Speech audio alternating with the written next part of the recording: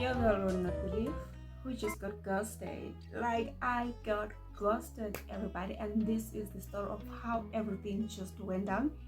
Hello YouTube fam, hope everybody is doing good. I'm doing absolutely great myself. Like without any further ado, let me just get right into the story. How this gen legit ghosted me. Like so guys, it was November. Like I had just completed my exams, so I was studying in Val. So because I had like a family member, a relative in Gymnastin, I decided just go and visit them there. Also they invited me, like they told me that after exams I should not go straight home to get it in. I must visit them. I was like, no stress. After writing my exams mid-November, I went to Jamestown. Okay, this one at the time, there's this guy that I met on campus just right after completing my exams. Yeah, me and him like we've been talking, so getting to know each other and stuff like that. Okay, fine. So when I was in Jamestown, he was still in Val because he was not done yet with his examination. Like he was still awaiting results and stuff like that. Okay, fine. This one time, also he has a family in Soweto. So from Val to Soweto it's pretty close, and from Soweto to Jamestown is pretty close, So this one time he had to go to his home Soweto, and I was in Jamestown. So he suggested that you guys we meet in town, like basically like a date. So okay, fine. We did this. I went to meet him in Jamestown. It was a vibe. I mean, everything was going well. It was great, sharp. The date went well. I went back home. He went back to Val because he was coming from Soweto. Met with me and then went to Val. Okay, fine. I went back home. When I get back home, I noticed that I missed a call from an unknown number because it wasn't saved on my phone. I'm like, oh, okay. I first mined it, and then I went to check on my WhatsApp, just like a regular checking my cell phone. Fine. When I log into WhatsApp, I see that it's the same number that I missed a call from. I saw that it's a similar number that texted me on WhatsApp. It was not just a text, guys. It was a voice note, like a pretty long voice note from an unsaved number. Okay, the first thing that I do, I go to check a profile. It's a fine looking it's a fine looking gents. I'm like, okay, I've never seen this one before, but it looks familiar, but I'm pretty sure that I've never seen him before. Okay, fine. I played the voice notes. I played the voice note. Okay, the gent lays down his story, tells me his name, and yeah, he told basically what the voice notes was saying was that the guy saw me on Facebook. Apparently he sent a friend request on Facebook, but I never responded. I mean, I get a lot of friend requests on Facebook. Yeah, it takes time for me to respond to all of those, So he told me that he sent me a friend request on Facebook. So on Facebook, once you send a friend request to someone, it's like you're following them, so you see their posts, their stories and everything. Okay, and also he told me that he was following me on TikTok, and I did went to check, and he was following me on TikTok. He still is following me on TikTok, and because we friends book and we follow each other on TikTok, because I ended up following him. Yeah. Okay, cool. And he tells me that he has been trying to reach out to me. Like he left me like numerous DMs on Facebook, but I was not responding. He told me that he even wanted like to call me via Facebook, so that like I will pay attention to his message basically. So what happens on Facebook is that if you're not friends with someone, you will not just see their DMs, because this will be on request messages. So you have to go to request messages and check like who sends you messages, and then you'll be able to accept, or you can either accept or decline their message. Fine. So I wasn't like checking. I barely check DMs on Facebook, let alone message request. So it was it's not gonna be easy for me to see those actually. So he tells me that in order for him to get my number, by the way, the chance is a computer scientist. He did computer science, so he's working with computers. So he told me that he had to use his skills to hack my Facebook account in order for him to get my number. So basically that is how he got my cell phone number, because like we did not knew, like there were no mutual or common friends, like someone I would say like he probably got my number from. So he told me himself via that voice note that he hacked my Facebook account to get my cell phone number, of which I should open a case, and went on with my life. Banging using posting. Ngabe angikho la telling the story time. Imagine you guys. So okay, fine. I'm like, oh okay. I don't phrase. At that time I didn't even mind. I was like, oh okay. If anything, I just found that it was very cute. And just went after it, you know. It's just absurd now that I think about it. But I'm not gonna lie, I was impressed. I was like, you have to do all of that just to get my boy. Must have been sorry. Oh my goodness. Anyways, let me continue. And it also, I should add, Jida had like a very good voice. Cause if I'm being honest, I had to play that voice note like 3 times in order for me to get like and understand what's the gist of that voice note. Because that voice did mesmerize me. I was like, dear my God, I can't like listening to that voice note. I kept listening to it. Oh my God, yeah. And then I replied to him. I'm like, I'll get back to you. I'm studying. Because honestly, I just did not know what to say. Like, there was a lot to take in. I was just coming from a case. And then, okay, and then I replied, you know, we just kept talking. He told me, apparently we're like from the same town. He's also from Pongola. I'm from Pongola, but he's working somewhere in Johannesburg. I don't think I want to mention the exact place, but all I can say is that it was not far from Jamestown, because he would like literally come to see me every single day after work.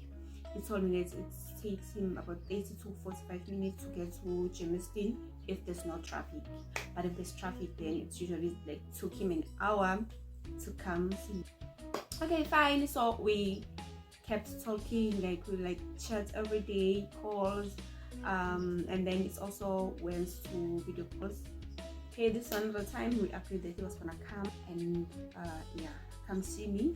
I sent some location. So before that, you guys, he was like asking me this. He saw I posted on TikTok a video, and there's a certain residence that I went to view. It was close to Louisville. So Louisville is like a gorgeous, it's like a beautiful residence. It's a private residence for students. It's in Vanderbilt Park. So like I took pictures in front of Louisville, in front of the gates of Louisville, and posted those on TikTok. And then he saw the location, and then he thought it was the Louisville that is closer to where he stays, because he told me that there is another Louisville closer to where he stays. So I was like, no, it's not this one. This one is just like a residence just outside Leeds, where we're studying last year. And then he was like, so he saw on Facebook that we are from the same town. I was like, oh okay, that's fine. And then he asked me if I had like went home to KZN, or was it still in, like around Gauteng. So I told him that no, I did, like I finished my examinations, but I did not go straight to home. I went to a relative in Jamestown where I was visiting. He was like, sharp, Jamestown is close by. He asked me to drop my location. I did. Like, I mean, we had been like speaking, chatting on WhatsApp and stuff. So I sent him my location, and okay, he came to see me, went outside. He was so excited when he saw me, and yeah, he gave me the biggest, warmest hug. okay, fine. And then he asked me where I wanted us to go. I was like, let's just go to Lemton, because Lemton is like 5 minutes drive away from where I was staying. So I was like, I don't know him like that for me to just go. Like, it's a place that is a bit far from where I was staying, you know. Like, with everything that is happening in our country, with the statistics and everything that is happening to women, like, you just cannot just trust it just like that, just because they're from your hometown as well. So yeah, we went to Lemton. Now everything was good, man. It went well. The gent was cool, humbly reserved. I tall as well. I find looking gents, to be fair. I find looking gents. I mean, everything went well. Like, we're both vehicles. I don't know if I should say we are or where, but we share a star sign, because the difference in our birthdays is just like 4 days apart. 25th of August, 29th of August. Okay, fine, man. Like, we had a lot of things in common. We were vibing, everything was good. We were talking like literally every single day. The guy that I went to a date with is still in the picture. I mean, we are talking, we were chatting with him as well, like we were still very much in contact. But now, I liked that guy that I went to a date with, but now I was just being drawn closer to him, because we spend more time. He'll come like each and every single day after work to come see me. So yeah, and okay, asked if I was dating or not. I told him that there's this guy that I had just met just right after completing my exam. I went to a date with him once. I mean, we were still talking and stuff like that. He was like, oh, okay, fine. And then he tells me that he is in a relationship. I'm like, oh, okay, then what do you want from me then? If you are in a relationship, then what is it you want from me? You should do. And he's like, yes, I'm in a relationship, but I'm not in a committed relationship. It's like, I'm not in a committed relationship. I'm like, is there even such a, you're in a relationship but you're not with backfan? A backfan, one thing about a backfan, you guys, they will lie unprovoked, you guys. I didn't even know about his entire existence. He just went to Facebook to hack my number and told this he won. And then, oh, okay, guys, on Facebook, on his bio, it's written that in a relationship. Why did you not include not committed something? It's written in a relationship. And then he goes to tell me that he is not in a committed relationship. There is someone, but he's not in a committed relationship. I'm like, oh, okay. I ignored the red flag. I don't know why, but I don't know why. I did not like entirely ignore it. Just like pushed it aside. You know, I'm like, okay, let me just give him a chance. Let me see what he wants to offer. Like, maybe it will be. I'm like, oh, okay. And then he goes on to tell me that he has a home, mentioned like the specific place in our hometown. And then he also tells me that he has like a house of his own, a house of his own. Like, and then he mentions at the tavern that's close by. That tavern, when you are coming to my home, you pass by that. So that place that he mentions, that the tavern that he mentions, when you're in the Texas stop, that's where you pass when you go into my home. So basically, what I found out was that it's like house is a few minutes, like 20 minutes max walking distance away from my home. Like, you have to cross a bridge, the river that separates the two places. But it's basically the same boat, guys. Okay, I'm like, oh, okay. Who stays in there? If you're saying to me that he has like a home where his mother and his child, told me that he has one child and his other siblings stay, and then he has another home that he has built for himself. I'm like, a home that is paid for yourself. Why would you build a house in your home and then went ahead and gets like another site of your own to build another house? Who stays there? At first, he becomes reluctant to tell me who stayed there. I keep asking because I'm like, in no way, like a gent will just build a house just because he's bored. Like there has to be someone, and it has to be serious for you to just like go and build a house for someone. Because like obviously you're not just gonna build a house. You work in housing and then you build a house in KZN only for it to just be for you whenever you have a leave or you come at home. Like there's no freaking ways. I asked him and he eventually tells me that his girlfriend stay there. I'm like, you have a house and your girlfriend stay there. Okay, by the way, you guys, the girlfriend is not the baby mama. He told me that the baby mama that they separated like a very long time ago. So it's not a baby. It's not the baby mama. It's just someone. It's just someone else he's been with. So I'm guessing it's the one that he's in a relationship, not committed relationship. Then what he said, I'm like, there's no way you're just gonna like build a house and then bring your girlfriend to stay there. That person has to mean a lot. Like no, like they just going to do some things, whatever. It's nothing serious. It's just a stay-in girlfriend.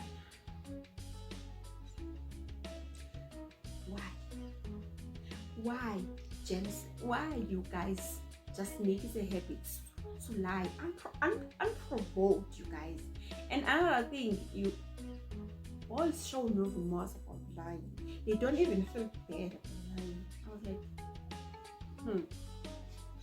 That was an issue for me, guys, and that was a red flag.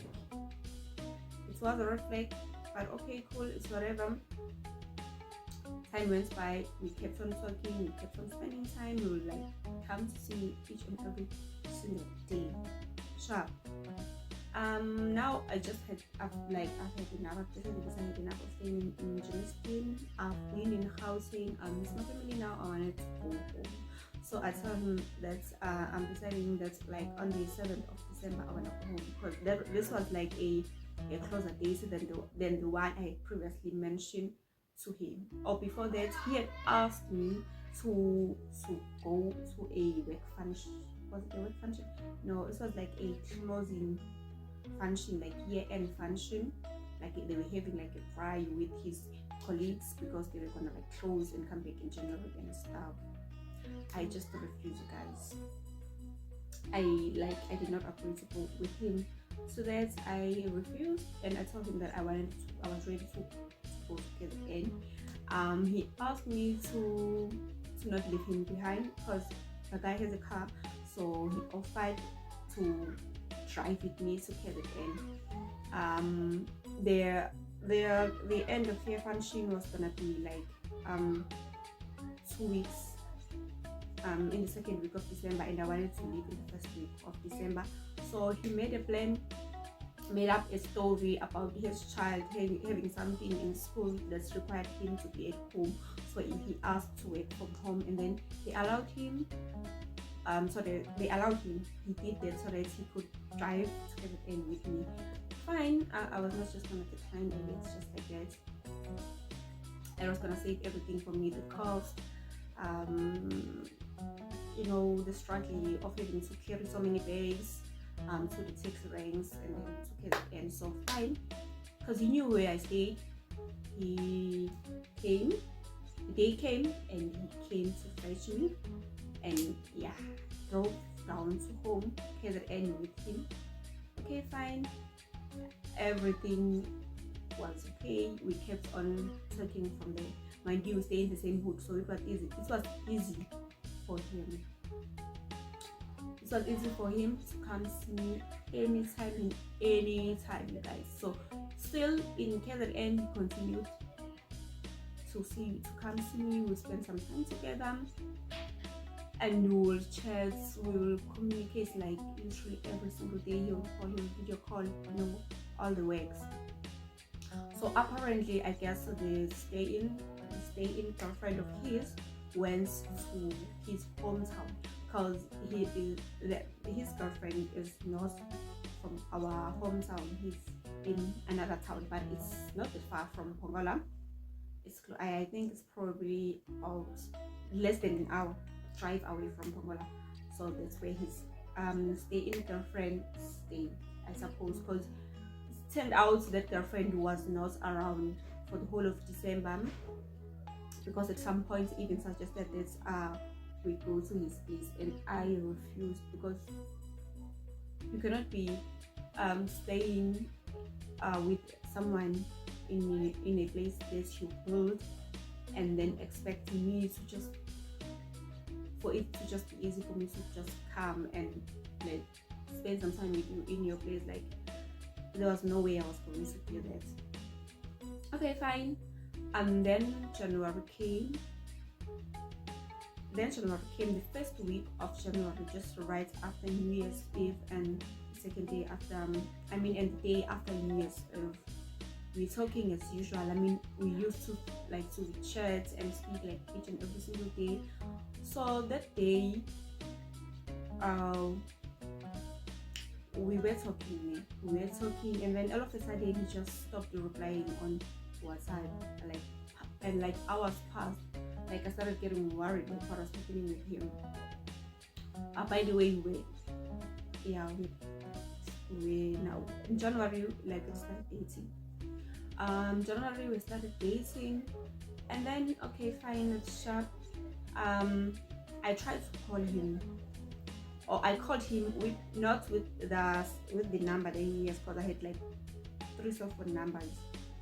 He has my Vodacom number. I used MTN to call him because I had airtime and minutes on that time. I called him. Obviously, it was an unknown number to him because he did not know that number. He answers the call. He's like, "Hello." I'm like, "Hey," and then I speak to him, and then he does not reply. He just cuts the call. I'm like, okay, now that's strange. Maybe it's the network. I try to call him again. When I call him the second time, the call it doesn't even ring. It just goes straight to voicemail. I'm like, oh, that's strange, because I just called this person like a few minutes ago, and now why now is he not picking? What is happening? Why is the call now taking straight to voicemail? Okay, fine. I keep quiet now, because in Gabon it's okay. Something fishy is going on here. There's something fishy about this whole like situation. And then he sends me a long as paragraph. He's like, oh hey, I'm sorry, I can't talk. The stay-in girlfriend is just called her. The stay-in girlfriend is here. He came back. So he's gonna go me when I go back to housing, like to Joburg, where I work. He's gonna go with me. First he's gonna like visit.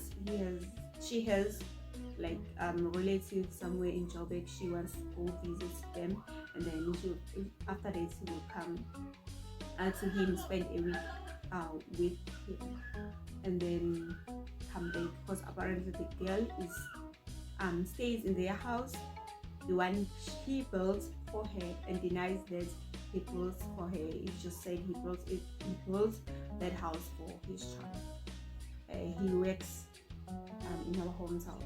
Then Okai works in Joburg. And I'm not gonna lie, you guys, I was so pissed.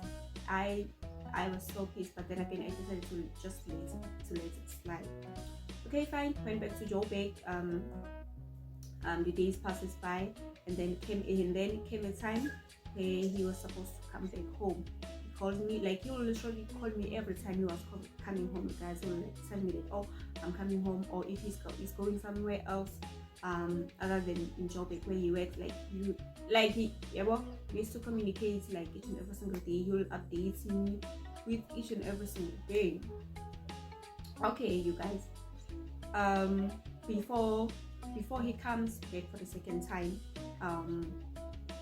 after he had left in January, I had to go in Germiston because it's closer to Val, because I had issues with my institution. Like, I had issues with the registration, yeah, I was owing a lot of money, like I was currently dealing with financial exclusion and all that stuff. So apparently I was owing a lot of money, other than the one that was shown on Student Central, so I had to go and inquire. So I went to Jamestown because it was closer to Val, and then went to Val to, you know, inquire with the outstanding fees that I had on the institution. Okay, fine. Came back to Jamestown. Obviously, we were talking, like we were communicating. We still very much in context. He knew that I was in housing, so he asked me to come visit him. Right? He asked me to come visit him because it's closer. Okay, fine. I agreed. Came to fetch me. I went to visit his place. Sharp, because like where he was working is on the side. It's easier for me when I'm in Jamestown to go to Val, because I constantly had to go alternates from Jamestown to Val, Jamestown Val. Then went to visit him. It's fine, everything went well. Met his friend because we were staying in the same complex. Like it was a vibe. They even like hosted a bride that weekend. Like everything was great. Okay, sharp. Went back to Jamestown. Why? Because it's easy for me to travel from Jamestown to Val. Okay, got to Jamestown, like with that relative that I had mentioned. Like there were issues there, like some family stuff that I do not want to disclose. So like it became like very hard for me to continue staying there, you guys. Like it just became toxic.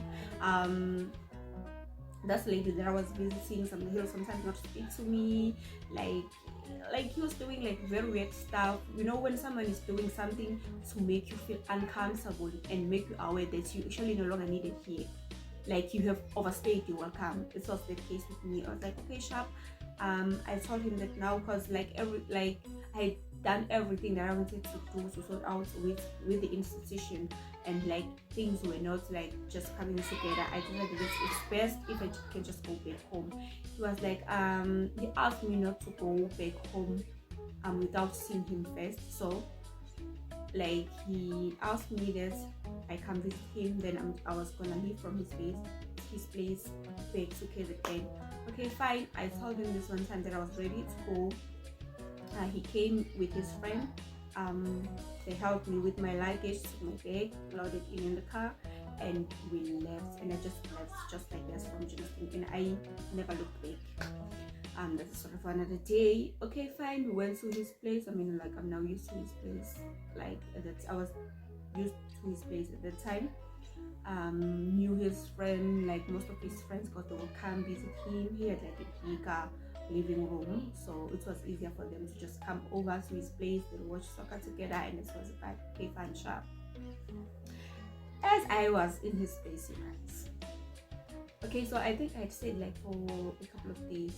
I arrived on Thursday. It's his place Thursday, Friday, Saturday. We decided to go to the mall. Like there was some stuff that I wanted, there was stuff he wanted. So he was like, let's just go to the mall, and the mall is like closer to where he was staying. It's just like a few minutes away from his place. Okay, fine. So that is great. Everything is going well.